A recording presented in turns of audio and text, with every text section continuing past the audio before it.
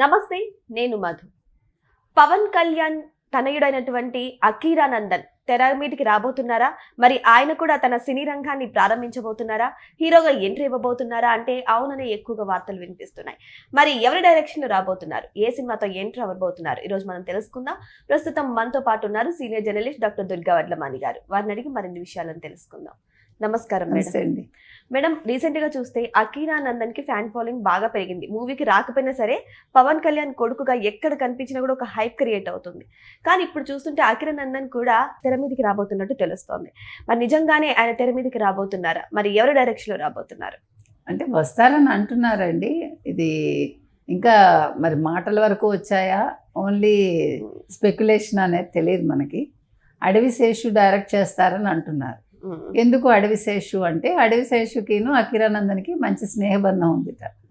ఇంకొకటి, అడవి శేషుకి పవన్ కళ్యాణ్ అంటే చాలా ఇష్టం, చాలా పెద్ద ఫ్యాన్ ఆయన. సో అందుకని అకీరాన్ నేనే డైరెక్ట్ చేయాలి అని డైరెక్టర్గా ఎంట్రీ ఇచ్చి తర్వాత సినిమాల్లో కూడా యాక్ట్ చేశాడు అడవి శేషు.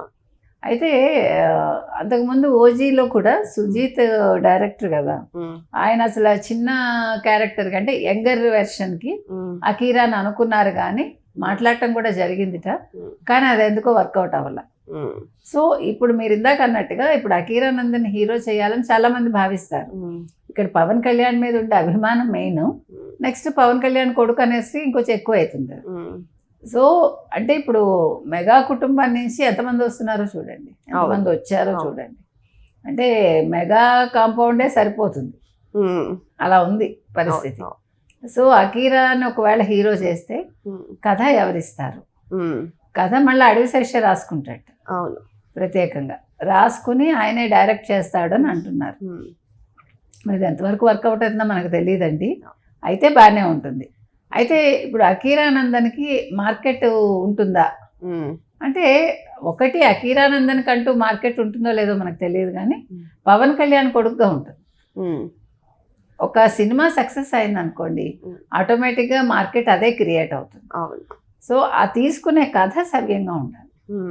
ఇప్పుడు గతంలో ఎలా ఉండేదంటే, మనం కొంతమంది ప్రొడ్యూసర్స్ కావచ్చు, డైరెక్టర్స్ కావచ్చు, వాళ్ళ పిల్లలు లాంచ్ చేసినప్పుడు అన్ని మసాలాలు ఉండాలని సినిమా తయారు చేసి, కథను తయారు చేసి సినిమా తీస్తారు. అవును, అవి అవసరం లేదు. తర్వాత ఎలివేషన్స్ అక్కర్లా. నిజంగా కథ బాగుంటే కథే ఎలివేట్ చేస్తుంది హీరోని. అవును, ఒక హీరోగా కథ నిర్ణయిస్తుంది, అది మనం తెలుసుకోవాలి.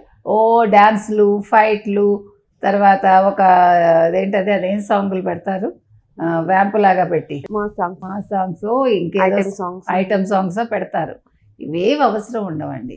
మీరు సింపుల్ కథతోటి, అంటే ప్రజలకి మనసులకి హత్తుకునేలాగా యూత్ఫుల్గా ఉంటే చిత్రం తప్పక సక్సెస్ అవుతుంది.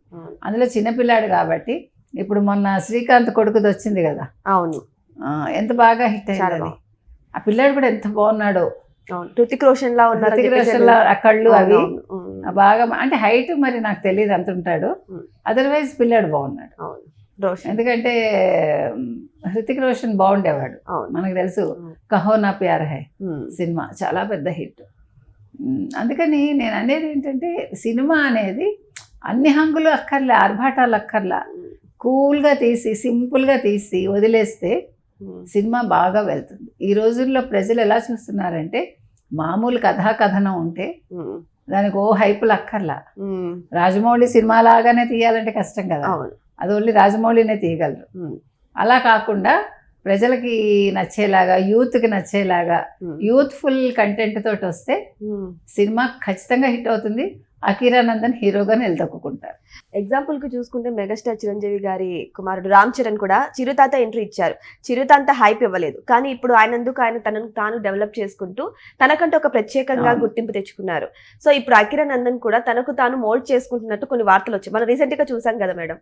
సో ఫారెన్ వెళ్తున్నారు, అక్కడ యాక్టింగ్ నేర్చుకుంటున్నారు, డాన్స్ నేర్చుకుంటున్నారు, జిమ్నాస్టిక్ నేర్చుకుంటున్నారు అని చెప్పేసి. సో ఈ విధంగా హార్డ్ వర్క్ చేయడం వల్ల మరి ఆయన కూడా మెగా హీరోలో ఒకరిగా ఉండి తనకంటూ పేరు సంపాదించుకున్నంత శక్తి ఉందంటారా?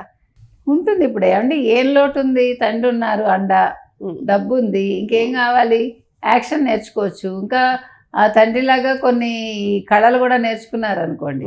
ఆయన ఏవో కరాటేనో కుంగ్ఫునో ఇంకేవో నేర్చుకుంటారు కదా, మొన్న కూడా ఏదో ఆయన ప్రూవ్ చేసుకున్నారు.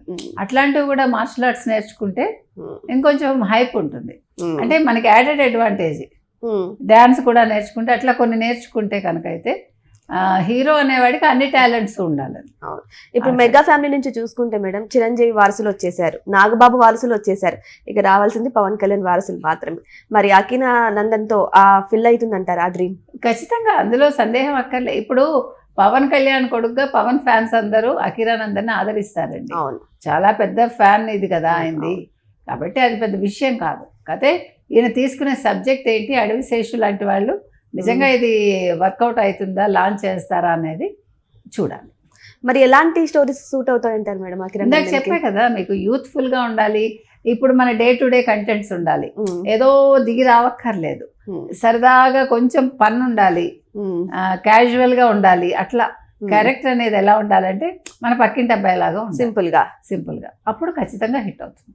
సో ఇప్పుడు అఖీరా నందన్ ఏం చేసినా సరే, ఎక్కడికి వెళ్ళినా సరే, ఫ్రెండ్స్తో తిరిగినా సరే, ప్రతి ఒక్కటి కూడా హైప్ క్రియేట్ చేసి సోషల్ మీడియాలో మాత్రం భారీగా అప్లోడ్ చేయడం జరుగుతుంది.